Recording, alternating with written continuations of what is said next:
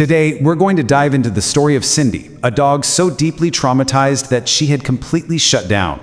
We're going to follow her step by step through the very first 24 hours in her new foster home. It's a powerful look at what patience and understanding can do. Her foster carers summed it up perfectly. Terrified, jumpy, and completely shut down. I mean, just let those words sink in. This isn't just a shy dog we're talking about. This is an animal living in a state of absolute fear, and helping her is a monumental task.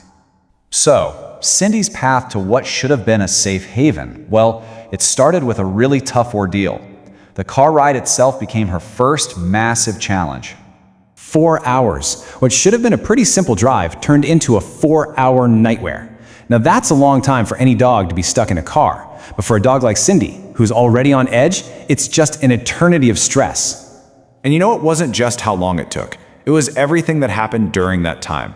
She was caught in bumper-to-bumper traffic, she got physically sick from her own anxiety, and she was drooling constantly, which is a huge red flag for extreme stress in dogs.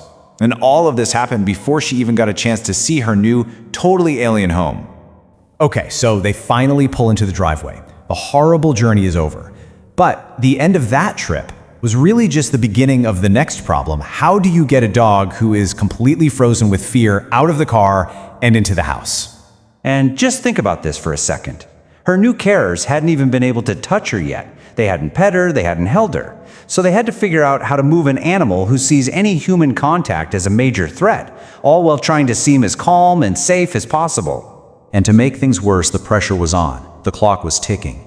Their own dogs, Kobe and Moki, were literally minutes away from coming back from their walk. If that first meeting was chaotic, it could set Cindy back in a huge way. But she was just too scared to be picked up, and she completely froze solid right at the front door. Right in the middle of all this tension, Cindy did something really interesting. She did what's called a stress shake-off. You know how you might take a big deep breath after something stressful? This is a dog's version of that. It's their body's way of trying to physically shake off all that anxiety. It's a tiny sign, but it shows she's trying to cope. You see, force was never going to work here. Trying to pick her up would have sent her over the edge, so her carer had this brilliant idea. He noticed her harness had a handle on the back, and he used it to give her a gentle, steady nudge forward. It was this perfect workaround that got her moving without the scary pressure of being held. She's inside. That's a huge win. But okay, deep breath, because now comes the next really delicate phase. Carefully, and I mean carefully, introducing her to the dogs who already own the place. So you might be wondering, why is she this afraid? Well, her backstory explains a lot. Cindy's from Bosnia. She was found with her litter near a school, and it's pretty likely she had some really negative experiences with people there. She's about 5 years old now, and that trauma from when she was a puppy has just been compounded by being moved around from place to place. Now, the two dogs already in the house couldn't be more different. You've got Kobe, who's super calm and friendly. He's the easy one. But then you have Mookie, who's a lot more energetic, more unpredictable. That difference is exactly why each introduction had to be handled so carefully. And their approach was just textbook perfect. They didn't just toss the dogs in the garden and hope for the best. No, they started with the fence between them, just to safely gauge the vibe. Then they moved to on-leash in the garden, but far apart, slowly closing the distance. The whole thing was designed to make the situation as unstressful as possible for everyone. So after that incredibly stressful arrival and the super delicate introductions, the whole mood starts to change a little bit. We start to see these tiny but honestly monumental signs that Cindy might, just might, be starting to feel a tiny bit safe. And the way they achieved this came down to a really simple philosophy. No pressure. Absolutely none. They gave her space. They let her make all the first moves. They avoided staring at her because direct eye contact can be really intimidating for a dog. Every single thing they did was about empowering her, not forcing her. And then came this really critical moment. They called it the pate test. They offered her a tiny bit of this really tasty dog pate. And look, this wasn't just about whether she was hungry. It was a test to see if her fear was so extreme that it would completely shut down her will to eat. A lot of dogs in her state just won't take food. And she took it. Can you imagine the relief? That one little bite was a massive sign. Like her carer said, it showed that even though she was scared out of her mind, she wasn't completely lost in the panic.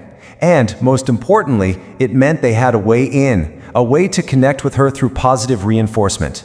And that little taste of pate was just the first domino to fall. Soon, a few more small victories followed.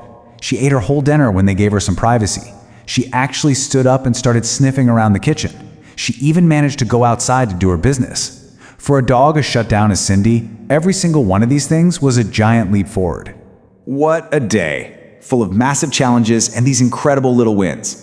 So now we're at the final chapter of her first 24 hours, creating a safe, secure place for her to finally rest and decompress through the night.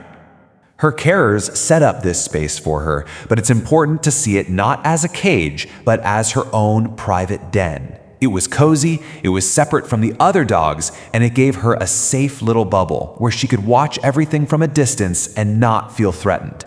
Her first night was all about calm. Her carers just chilled out nearby watching Netflix, which let her see them in a totally relaxed, non-threatening way. They knew accidents were likely, so they were prepared. And sure enough, they had to clean one up late at night, but they did it quietly and then set the stage for a new day to begin. And honestly, this is the reality of animal rescue, right? It's not always about those big, dramatic breakthrough moments. Sometimes it's about cleaning up a mess in the middle of the night without getting frustrated. It's about having unconditional, unending patience. So, after this completely exhausting, emotionally draining first day, you're left with this one big question. Can a dog who has been this scared for this long ever truly learn to trust people again? That's the challenge her foster family wakes up to every single day. Those first 24 hours were just the start of a very, very long road.